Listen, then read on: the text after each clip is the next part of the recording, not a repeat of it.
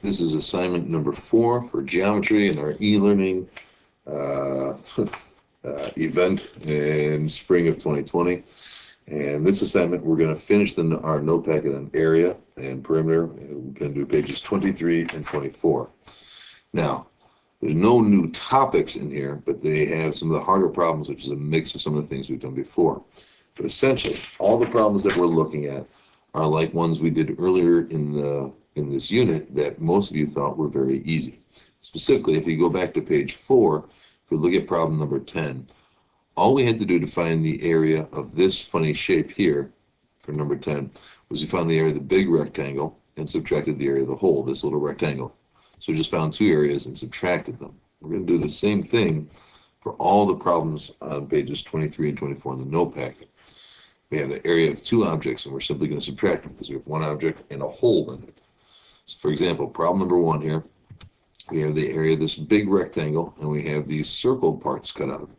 So essentially what we're going to do is we're going to find the area of this big rectangle, and then we're going to subtract away these 3 circles. We got this first little half circle here, and then we got this whole circle in the middle, and then another half circle on the end. Now there's a whole bunch of shortcuts here.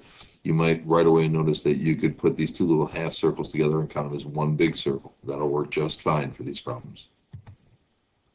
So going in order, first we need to find the area of this rectangle. That's going to be length times width, or base times height. We need to know how long these sides of the rectangle are. Well, we can tell that from looking at the picture here. See, this circle has a radius of 3. That means, and this distance from here to here is 3. The second circle, the radius is 3. So this distance from here to here is also 3. So that's another 3. And then again, radius is always the same. So this distance is 3. And then this circle on the end, well, it's got the same height, so it's the same size. So this radius is also 3. So for the rectangle, this distance all the way across is 3 plus 3 plus 3 plus 3. So you get 12 for the length. Doing the same thing for the height. The height of this rectangle, this distance is 3. This distance is 3. So our rectangle here has a length of 12 and a height of 6. So we can find the area of that rectangle fairly easily. Now we got to take care of the circle. That shouldn't be too much of a problem. These are all parts of circles that all have a radius of 3. So the center circle, the one big one here, I'm just going to find the area of a circle with a radius of 3, and we're going to do approximate values, use 3.14 for pi. Just plug 3 into our area for a circular formula. Pi times 3 squared to get the area for the second shape. And then this first one, well, it's the same circle, just half of it. So do pi r squared using 3 for your radius, and then take half of it.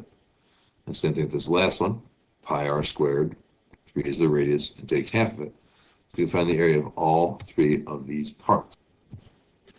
If you do it right, the area of the shape comes out to a little bit more than 15.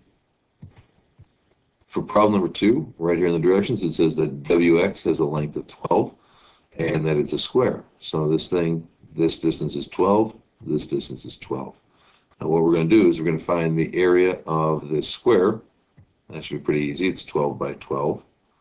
And then we're going to subtract away these 3 little squares. It doesn't directly say that in the problem, but it's kind of implied that each of these little ones is a square. And they're all the same size. So you could subtract 3 of them, find the area of it, and subtract it 3 times. Or you could find the area and triple it and subtract that.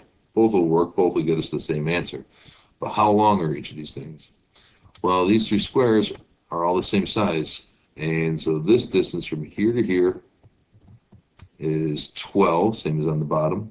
And it's broken up into 3 equal parts. Means that this length here has to be 4 and 4 and 4 for them to add up to 12. And the same with the heights. So each of these little squares is going to be a little 4 by 4 square. So you should now be able to find the area of the big square and subtract these 3 little squares from it. And if you do that right, it comes out to a little bit less than 100. Over the next few problems on this page, similar idea. This one looks a little funny, but if you look at each of the 4 corners here, the parts of circles, if you put all of them together, that's the area of one big circle with a radius of 14. Then we have this square that the circle's inside. Well, halfway across this distance to here, that's 14. The other half's also going to be 14. So the length of the square is 28. So when you do length times width or base times height, you're going to do 28 times 28. So we're going to find the area of this square, that's the whole thing, the length, base, and height of both 28, and subtract. You can find each of these four separately, but if you look at it, they all combine to make one circle. So then you're just simply going to subtract one circle who's got a radius of 14. And that will be it. That'll be all right. If you do that one properly, the area comes out to be a little less than 170. This next problem, number 4, is almost the same thing. We got a big square, find the area of that square. And then these two little half circles, each together would make up one big circle. So we're going to do the area of a square minus a circle. Well, a square is really easy. The height here is 14, the length here is 14, so finding the area of this thing should be pretty simple. And then for the circle, we'll find the area, we need the radius. Well, it's given to us, it's 7 across the circle. So we're going to find the area of a square that's 14 by 14, area of a circle with a radius of 7, and simply subtract them. On the bottom, first off, problem number 5, it's cut off on my picture here, but I have it on my note packet, so I bet you have it as well. This side has a length of 6. Ooh, it's an ugly looking 6. And that has a length of 6. What we'll do in this case is find the area of this big triangle. Terrible drawing. And subtract the area of the little triangle. Well, big triangle is easy, 6 by 8. Don't forget to use the 1/2 in your formula for area of a triangle. And a little triangle, this side's cut in half. You see the little marks, so that's 4 by 3. And simply subtract those. Finally, for the last problem, we have a rectangle and a triangle hole in it. So we find the area of the rectangle and subtract the area of that triangle.